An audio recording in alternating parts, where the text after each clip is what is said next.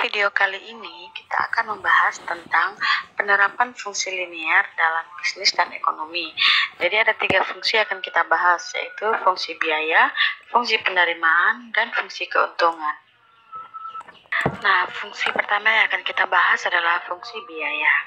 Jadi fungsi biaya itu biasanya kita sebut dengan biaya total, atau bahasa Inggrisnya adalah total cost, sehingga kita simpulkan TC. Jadi total biaya total itu TC. Nah, biaya total itu adalah keseluruhan biaya yang dikeluarkan oleh perusahaan dalam menjalankan operasi bisnisnya. Nah, biaya total itu sendiri dibagi atas 2, yaitu biaya tetap dan biaya variabel. Jadi biaya tetap itu bahasa Inggrisnya adalah fixed cost, sehingga kita simbolkan dengan FC, dan biaya variabel yaitu variable cost yang kita simbolkan dengan VC. Nah, biaya tetap tidak tergantung pada produksi atau output Q, karena berapapun besar variabel Q atau perubahan pada Q tidak akan mempengaruhi biaya tetap. Sedangkan biaya variabel itu tergantung pada produksi atau output, sehingga variable cost itu atau FC atau VC ya, itu kita bisa simpulkan VC sama dengan fungsi dari Q. Kenapa? Karena biaya variabel itu tergantung dari besarnya produksi atau output. Jadi biaya total atau total cost itu sama dengan FC tambah VC atau fixed cost tambah variable cost, dimana FC itu kita sebut dengan konstanta. Kenapa? Karena tidak dipengaruhi oleh produksi atau output. Nah, contohnya TC sama dengan 150 tambah 500 Q, berarti yang variable cost-nya itu adalah 500 Q, karena besarnya variable cost tergantung dari produksi output yang Q, dan fixed cost itu sebesar 150 karena fixed cost itu adalah konstanta. Nah, kalau fixed cost itu misalnya biaya telepon, biaya listrik, biaya air. Sedangkan kalau biaya variabel itu biaya bahan baku, biaya gaji pegawai, yang berdasarkan produksi. Jadi misalnya untuk menggoreng pisang, kalau kita buat pengusaha pisang goreng ya, maka yang menjadi biaya variabelnya ya seperti pisang, terus kemudian minyak goreng gitu. Tapi kalau andaikan biaya tetapnya ya misalnya listrik atau mungkin biaya air, jadi berapa banyak pun air yang digunakan untuk membuat adonan tetap bayarnya sama gitu. Mau kue pisangnya sedikit atau kue pisangnya banyak, maka penggunaan airnya juga baik sedikit maupun banyak, waktu mau campur ke adonan kue pisang itu tetap saja biaya airnya itu tidak berubah. Untuk contoh soalnya, di sini perusahaan Karan memiliki biaya tetap setiap bulannya sebesar 20.000, sedangkan biaya variabelnya Rp100 per unit. Nah, kita akan menentukan fungsi biayanya, terus kemudian kita akan menentukan berapa besarnya biaya tetap dan biaya variabel jika produksinya sebanyak 500 unit, dan bagaimana kita menggambarkan kurvanya. Nah, seperti yang kita ketahui,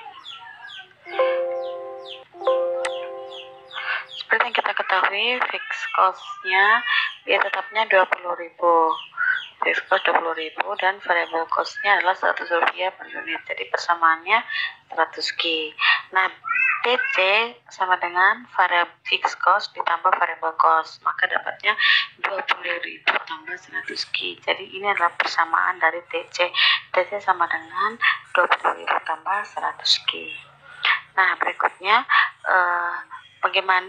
apa yang terjadi jika 500 unit diproduksi, maka TC-nya berapa gitu.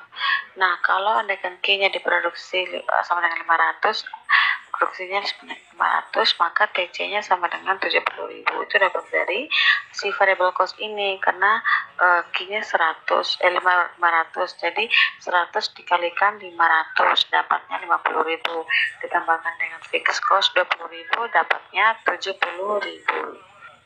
Nah, untuk gambarnya, gambar yang pertama itu adalah kita akan mencoba menggambarkan fixed cost. Jadi fixed cost ini gambar kurvanya adalah mendatar. Kenapa? Karena berapapun Q-nya mau 500, 1000, 100, 1 juta dan lain sebagainya dan seterusnya, maka tetap fixed cost-nya adalah sebesar 20.000. Sehingga gambar grafiknya secara garis mendatar. Kemudian untuk variable cost, di sini variable cost itu tergantung dari berapa besar yang diproduksi ya. Jadi jika Q-nya 0, maka variable cost-nya adalah 0. Dapatnya dari 100 kali 0 ya, hasilnya 0. Maka titik potongnya untuk variable cost itu 0,0. Nah, berarti di sini nih 0,0. Nah, kita akan mencoba untuk mencari kira-kira titik yang lain itu yang berapa. Jadi ini sampai tak terhingga ya titik-titik yang dilalui oleh variable cost, tapi kita mengumpamakan atau mengasumsikan bahwa jumlah yang diproduksi itu adalah 500. Apa yang terjadi? Maka jika Q-nya sama dengan 500, maka variable cost-nya adalah 50.000. Dapat dari 100 kali Q. 100 kali 500 dari 50.000. Nah, di sini titik potongnya. Titik potongnya 500 dan 50.000 di sini. Tarik garis lurus hingga membentuk variable cost sama dengan 100G. Nah, berikutnya untuk gambar total cost. Total cost itu kan persamaannya adalah 20.000 ditambah dengan 100G. Jika Q-nya 0, maka total cost-nya 20.000. Berarti di sini titik potong pertama. Tidak di 0 ya, tapi di sini 0,20.000 untuk titik potongnya. Nah, jika TC-nya adalah 500, ya, jadi sekali lagi jumlah produksinya dilalui oleh kurva ini tak terhingga. Bisa-bisa saja saya pilih 100, 1000. Jadi ada yang masih bertanya, kenapa sih bisa 500? Nah, karena saya mengasumsikan saja teman-teman dari Q yang awal, yaitu jika Q-nya diproduksi adalah 500. Kalau teman-teman mau mencoba dengan titik potong yang lain, misalnya Q-nya 100 atau 20 atau 1 juta juga bisa. Tapi di sini saya mengasumsikan jika Q-nya sama dengan 500, maka TC-nya adalah 70.000. Berarti titik potongnya adalah 500,70.000. Jadi di sini titik potongnya, terus ditarik garis lurus dari yang 0,20.000 tadi ke atas. Jadi ini terjadilah persamaan kurva untuk total cost. Setelah fungsi biaya, yang berikutnya adalah fungsi penerimaan. Nah, penerimaan yang dimaksud yaitu pendapatan atau pemasukan bagi suatu perusahaan karena telah menjual produknya, baik barang maupun jasa kepada pembeli. Nah, penerimaan di sini kita simbolkan dengan TR atau total revenue. TR itu juga didapat dari harga jual dikalikan dengan jumlah produk yang terjual, sehingga bisa kita simpulkan bahwa total revenue atau pendapatan atau penerimaan ini sama dengan fungsi dari Q. Contohnya, perusahaan Karan menentukan harga jual produknya sendiri yaitu senilai Rp200 per unit. Jadi kita akan mencoba membuat fungsi penerimaannya dan berapa total penerimaan bila barang yang terjual sebanyak 200 unit, dan kita juga akan mencoba menggambar grafiknya. Seperti yang kita ketahui, TR tadi sama dengan harga kali jumlah kuantitas, atau total revenue sama dengan price dikalikan dengan quantity, sehingga dapatnya 200 Q atau 200 kali Q. Nah, tadi di sini soalnya berapa sih total penerimaan bila barang yang terjual sebanyak 200 unit. Jadi jika Q-nya 200 unit, maka TR-nya sama dengan 200 kali 200, dapatnya 40.000. Jadi total penerimaan jika barang yang terjual itu sebanyak 200, maka total penerimaannya adalah 40.000. Nah, untuk gambarnya dari persamaannya kan tadi TR sama dengan 200 Q. Jadi jika Q sama dengan 0, maka TR-nya adalah 0. Jadi titik potong pertama 0,0. Di sini ya 0,0. Kemudian jika Q sama dengan 200, nah sekali lagi teman-teman, kenapa saya pilihnya 200? Itu terserah teman-teman mau mengasumsikan seperti apa. Jadi ceritanya kurva TR itu akan melampaui atau akan melalui beberapa titik mulai dari 0 sampai tak terhingga 1 juta, itu terserah teman-teman. Nah, begitu juga Q-nya bisa 0, 1, 2, 3 dan seterusnya. Jadi di sini sekali lagi saya mengasumsikan Q-nya 200 karena biar sama dengan soalnya yang sebelumnya, yaitu jika Q-nya 200 terjual gitu. Nah, tinggal teman-teman kalau mau mencoba dengan Q yang lain juga boleh, silahkan. Nah, jika Q-nya 200 maka TR-nya adalah 40.000. Dapat dari 200 kali Q ya, 200 jadi darinya 40.000. Nah, titik potong kedua adalah 200 dan 40.000. Di sini kita potongnya. Terus kemudian ditarik garis lurus dari 0,0 sampai tak terhingga. Kemudian di sini pertemuannya yaitu 200,40.000. Fungsi berikutnya adalah fungsi keuntungan. Jadi keuntungan itu merupakan tujuan utama dari suatu pengusaha dalam menjalankan usahanya. Proses produksi itu akan dilaksanakan seefisien mungkin yang akan bertujuan untuk meningkatkan keuntungan pastinya. Karena di mana-mana seorang berwira swasta atau melakukan sebuah usaha itu untuk memperoleh keuntungan gitu. Tidak ada orang yang mau bekerja untuk rugi. Nah, keuntungan itu merupakan selisih antara total pendapatan dengan total biaya yang merupakan insentif bagi produsen untuk melakukan produksi. Nah, keuntungan inilah yang dapat mengarahkan produsen untuk mengalokasikan sumber daya ke proses produksi tertentu. Keuntungan menurut ekonomi juga ini merupakan surplus atau kelebihan pendapatan total atau pendapatan total atas semua biaya produksi yang dikeluarkan oleh perusahaan, termasuk di dalamnya itu biaya untuk pembelian sumber-sumber produksi yang digunakan untuk memproduksi suatu output tertentu.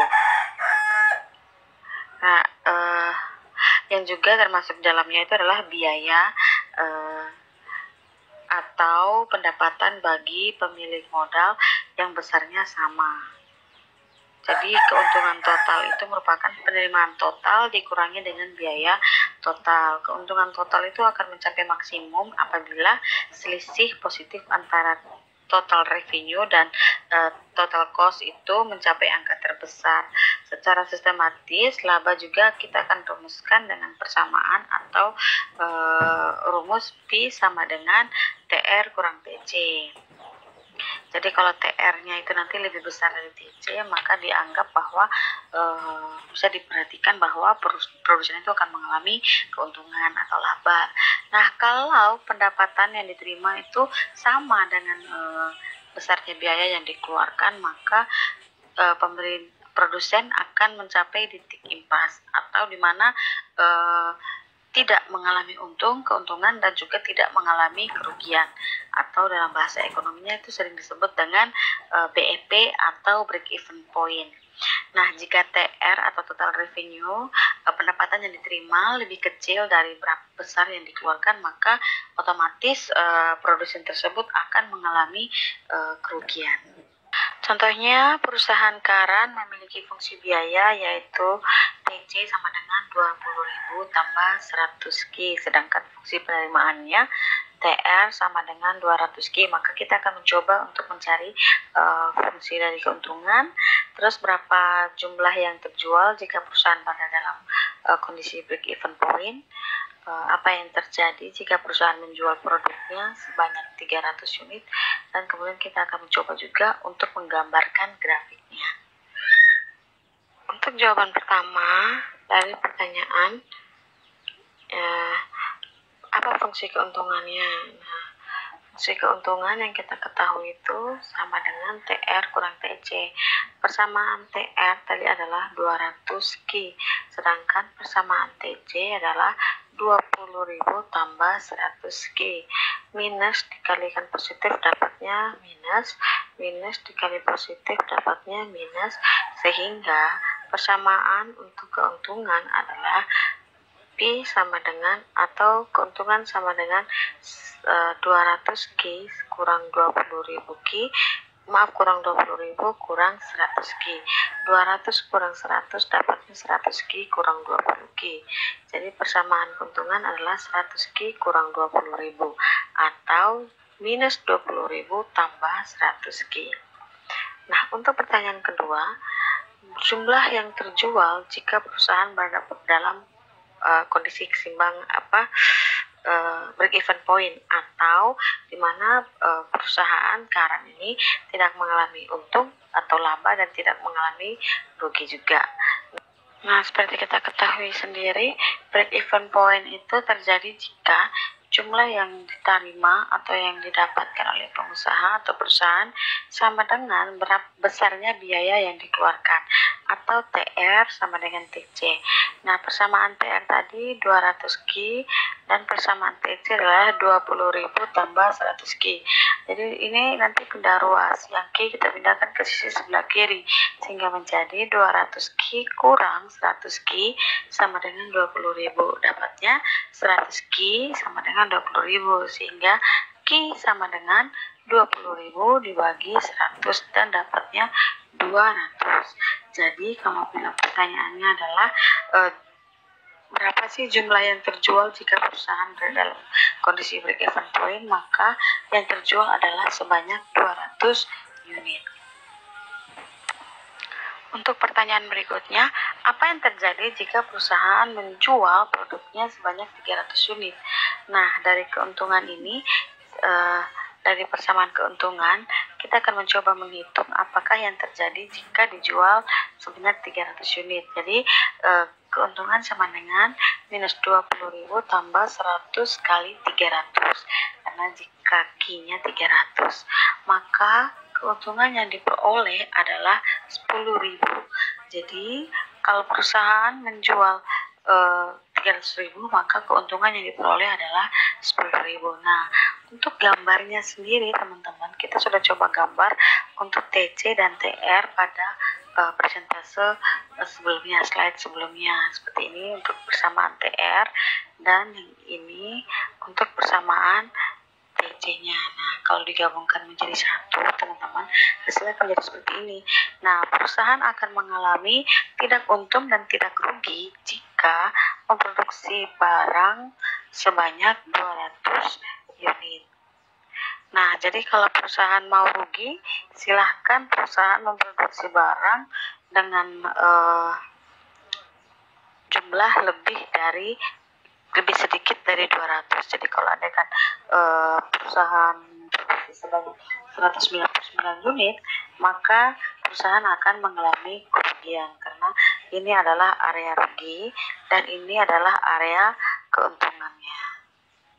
Nah, dengan cara seperti ini, perusahaan bisa mencegah terjadinya kerugian. Jadi jika ingin mendapatkan keuntungan, maka harga minimalnya adalah 40.000 dan kuantitas yang diproduksi minimal adalah 200. Jika memproduksi 201 saja, maka perusahaan akan memperoleh keuntungan.